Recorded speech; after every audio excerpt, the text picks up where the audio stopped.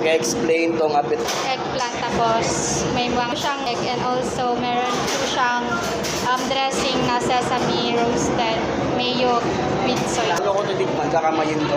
Yes, sir. Kakamayin?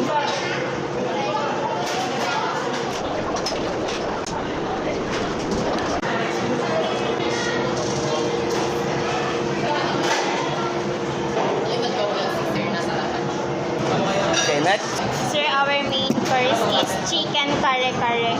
Yung ingredients ng sauce namin, sir, peanut tsaka peanut butter lang. Tapos yung alamang din, sir, kami din nagluto. Tapos blinanch ko lang po yung pechay tsaka sitaw.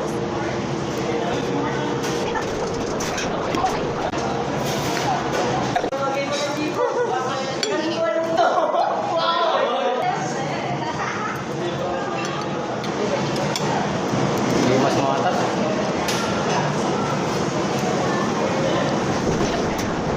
Next.